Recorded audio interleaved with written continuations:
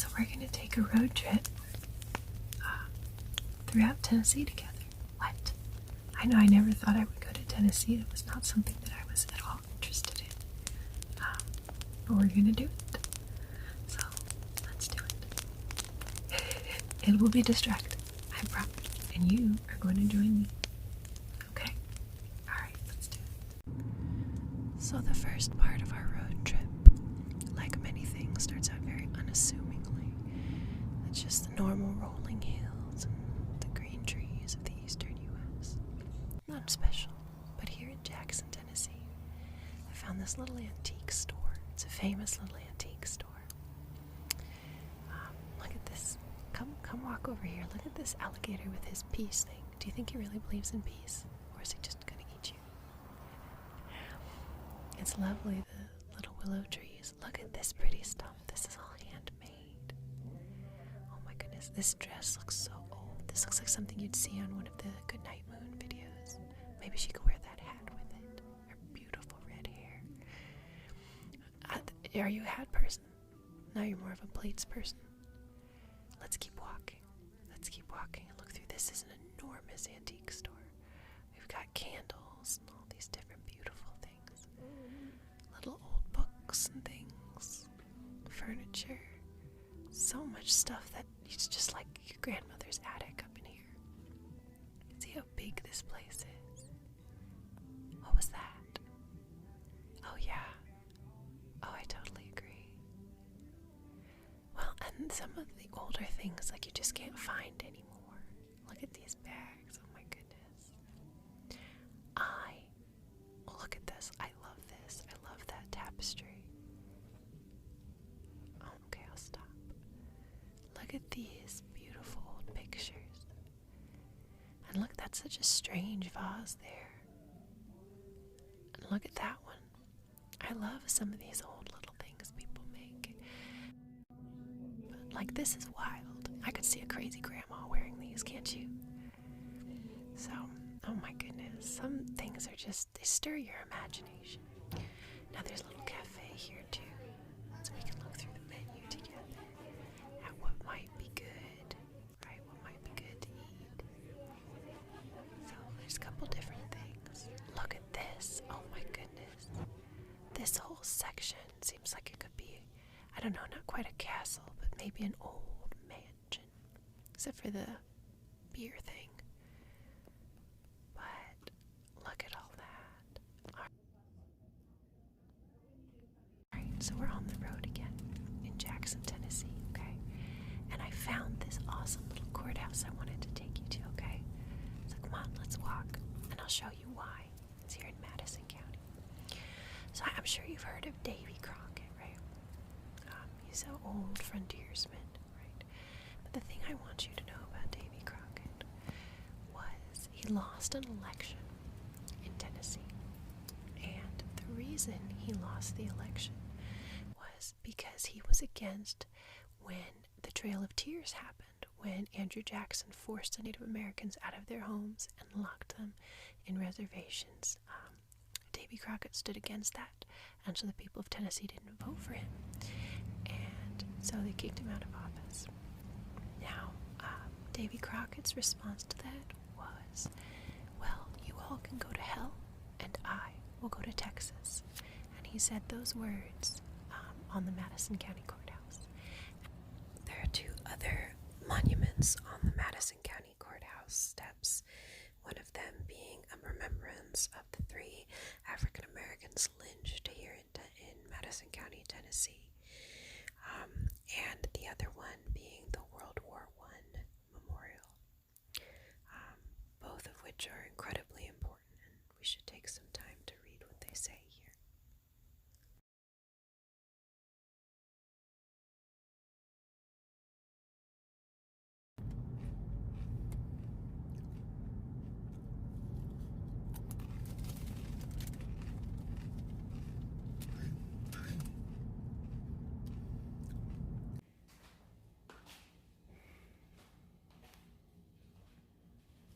So this here is a little old frontier type home. It belonged to Casey Jones. Casey Jones was a railroad man in the days of the railroad as it was first getting big. And there's a famous little song about him that you can find that played because he stopped his engine before hitting another train on the tracks, because someone had put a train on the tracks that shouldn't be there. And he stopped his train, and the people inside didn't die, but he died. The front engine crashed into the thing, and he died. His last words were to his buddy in the engine, which was jump if you want to live. Jump or we're all going to die. And so he made that guy jump so that guy lived. And he pulled really hard on the brakes, and he stayed in the train car, pulling on the brakes until he died. This is similar to the John Henry song. It's a song about a man from an older time who did his best at his job and was excellent at what he did, no matter what. A very working man type song. And this is his house. This is what it looked like. I know, what a bathtub, right? What's that? Oh yeah, you're right. I think that is Jenny Lind on the wall from The Greatest Showman. And that's definitely a phonogram.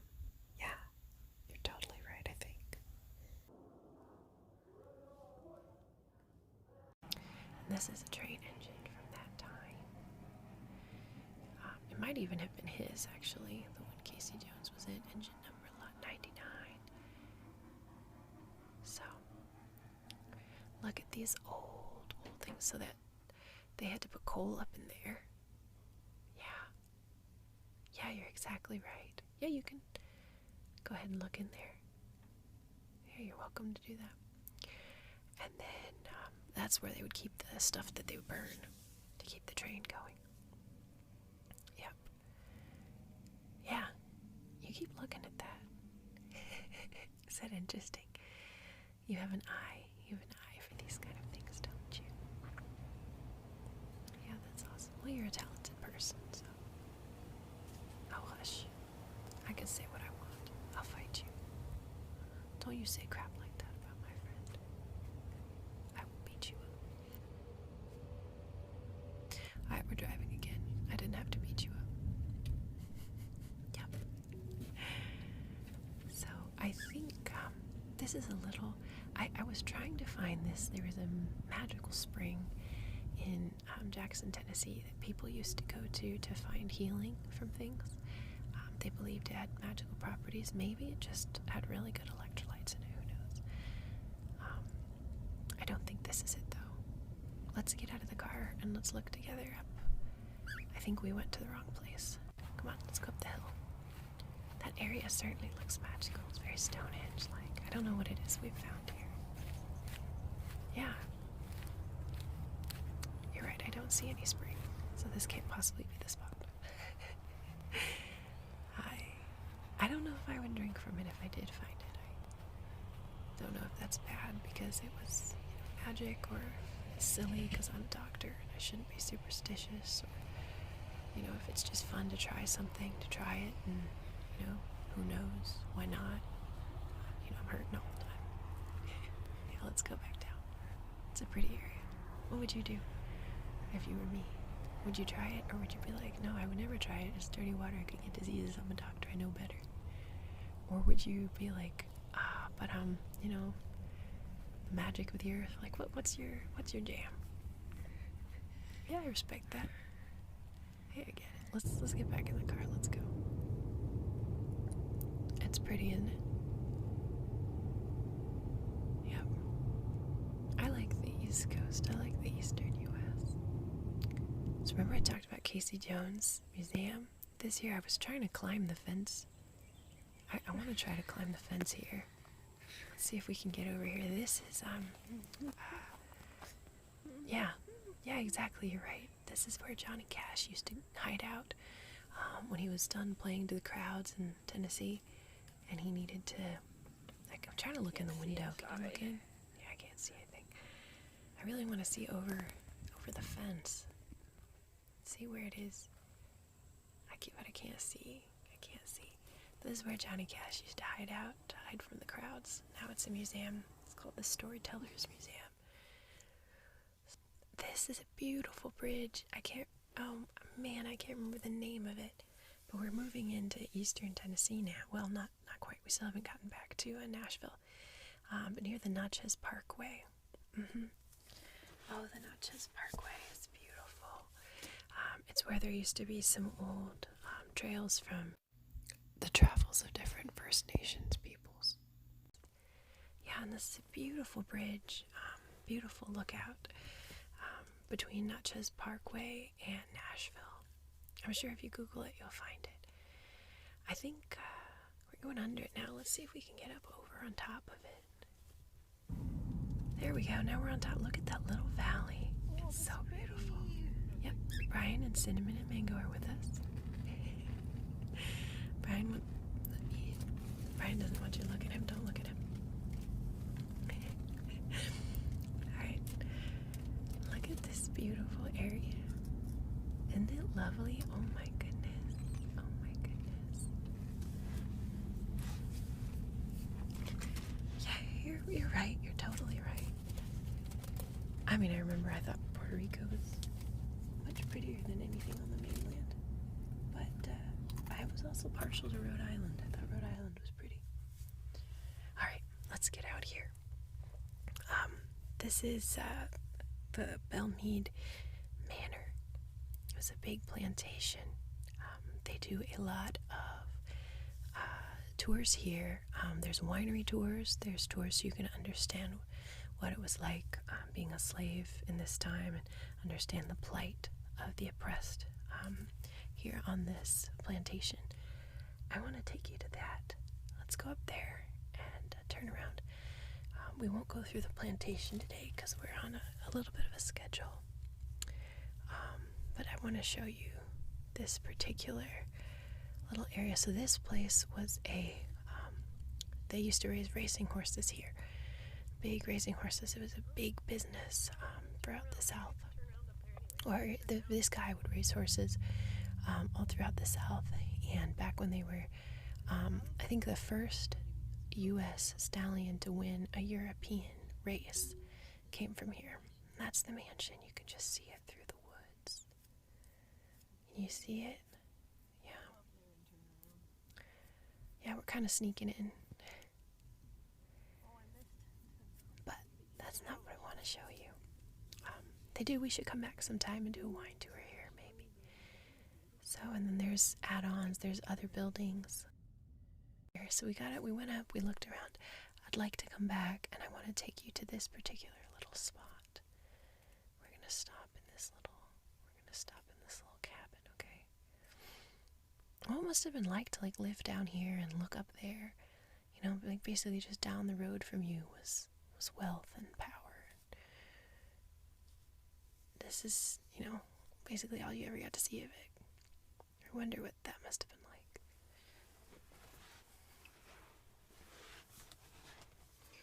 Alright, so this is what I wanted to show you. This was the house of the man who trained the stallions. So he and his family would have had a little garden like this. And this is basically how a slave family would have lived, but also afterwards. On this particular plantation, a large number of the people decided to stay and work on after they were freed. So this would also have been how they would have lived right afterwards. And that this gentleman was the gentleman who trained the horses. And this would have been where they would have lived. Yeah, the mosquito netting is great. Old days mosquito netting. And then how you would have done your business. It would have been pretty here in the summer. And this would have been the other room where you cook and everything else, right? And this was very typical for, this is later on, right? This is a very wealthy plantation, and this is a guy who's done well for himself because he's in charge of training the horses. He was the best of the best, so he's doing a little better for himself than a lot of people might have. So this is post-slavery, where you would have the planters, so following the Civil War. Yeah, because obviously during slavery you would add less. So look at these beautiful areas we're driving through. So this is Germantown in Nashville. Some of these older houses are similar to how they would have been with the German immigrants in this area. But we'll just keep driving. Yeah, sometimes it's nice to just drive by and just look and see. There's a pretty mural there. And then this is where they do the farmer's market in Nashville. It's empty right now, but it looks like a fun place to come back to, don't you think? And that's the Tennessee State Capitol building. The architect was so proud of it that he's buried under it. Can you imagine being so proud of something you built that you wanted to be buried under it? That's haunted. Just kidding, but I mean, that's awesome. So here we're heading towards some of the, I don't know, I call it the music district, but I don't know what that is. But, this is where historic music deals have been made throughout this area. It's a big deal. If you care about music, probably like some of this stuff. Look at how pretty. Look at this pretty, pretty stuff. Oh my goodness. It's crazy. There's so many art museums too. I wasn't expecting this. I guess my stereotype of Tennessee was not this. Just was not. Look at how neat. Yep.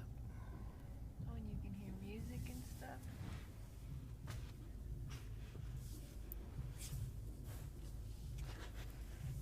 So this is the Ryman Auditorium. It used to be. It looks like a church-ish, doesn't it? It was originally built for revivals, and then it was bought and used for, this is where the Grand Ole Opry first happened. This is the founding of Nashville. This is this fort. Get out and look, okay? So this is the fort that Nashville was built around, where settlers came and lived. And they used to hole up here when there were attacks or other things like that. So this is the beginning. The beginning is before the awful Andrew Jackson stuff, when there was still hope of making peace with different people.